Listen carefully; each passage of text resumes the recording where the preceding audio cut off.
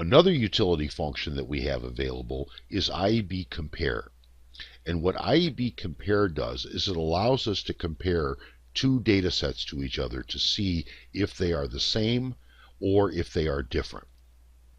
In particular, sequential files are going to be considered equal to each other if they have the same number of records, if the records and keys are identical, and partitioned files are going to be very much the same thing.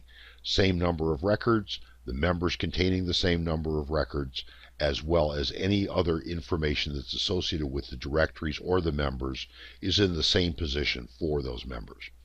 And then, of course, do the individual entries have the same records and keys? So the idea here is to be able to compare two data sets to each other to determine if they are in fact identical or if there are differences. We can also match the directory fields here for the data fields, and again, the whole purpose is to just determine equivalency.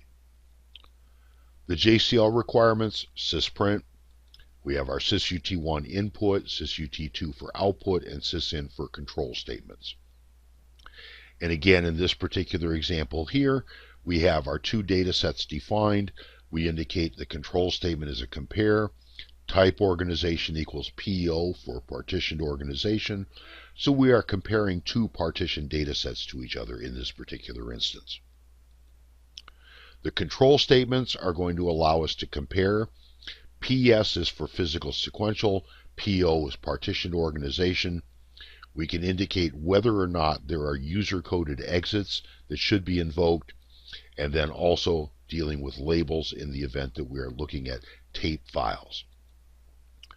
We also have another way of comparing which can be derived from ISPF, and this is the SuperC or the SuperCompare utility that we can utilize there.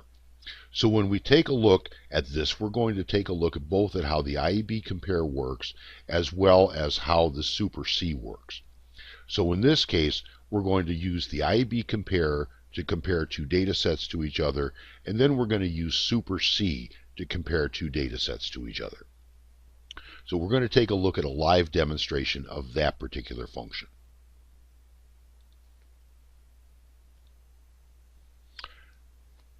For this particular demonstration, we're looking at the IEBCOMPARE utility, and in this case we are comparing two data sets, the ASM.control and an ASM2.control. And what we want to determine is whether they are the same or not. So in this case, again, I submit this job, and now when I go to take a look at this job, what we're going to have is that we're going to have an indication of whether or not these particular data sets are the same. So I will go take a look at my output here, and when I look at this, I'll see the messages indicating what's the same and what's been compared. Notice in this case here, it just indicates the total number of records that have been compared, and it indicates that with a return code 0, there are no differences. Now, the way this utility works, it simply indicates if there are differences, then it will list those differences. If there are no differences, then nothing will be listed. Now, another form, though, is the SuperC that we had mentioned. So in this case, we'll go to the utility screen, and we can see option 12 here allows us to compare data sets. So in this case, I'm going to go to option 12, and we're going to compare the same data sets. Now, one of the reasons for pointing this out is that this is not an ISPF function. It is a JCL function, and you'll see in a moment what I mean. Let's go ahead and put in the new data set name that we want to compare, ASM2.control, and then I'm going to have my old one, which is ASM.control. And now we can select individual members that we want to compare, or we could have specified an asterisk and gone ahead and just compared them all. But let's go ahead and we'll just go ahead and select some that we want to compare. And in this case here, we're simply taking the first 7. So I hit enter, and then I hit my PF3 key. And then notice here now, we have a job statement coded at the bottom of the screen. When I hit enter, what's going to happen now is that ISPF will generate the JCL that I need in order to be able to perform this comparison. So this comes in really nice because of the fact that by simply responding to some of the prompts, we have the system generating the JCL, and as a result, we don't have to remember the parameter settings, we don't have to remember control statement formats. We can simply use this, and then once we're satisfied, we can go ahead and submit this. And again, now that it's run, we can go take a look at the output, and when we look at the output on this, what we're going to see now is the results of this comparison, which is going to be a little more detailed.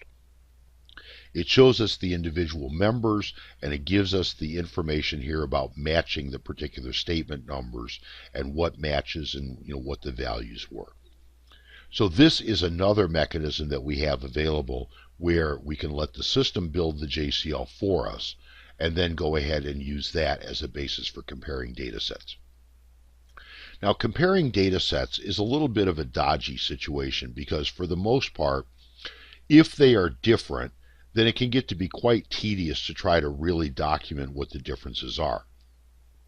As a result, it's most useful to validate that the data sets are in fact identical. That way, if they're identical, then you can be confident that one of them is simply an exact duplicate, and if you need to delete it, for example, or to do something else with it, you can be confident that you have everything that you need. However, if there are differences, often those differences can be quite overwhelming. There can end up being hundreds of things that are different, and as a result, it's very difficult to garner much meaning out of the comparison other than simply acknowledging that they are not the same. In any case, this concludes our look at the basic IBM utilities, and in the last module we're going to take a look at a few other utility programs now that we've been looking at, which is the IEFBR 14, IDCAMS, and the SORT program.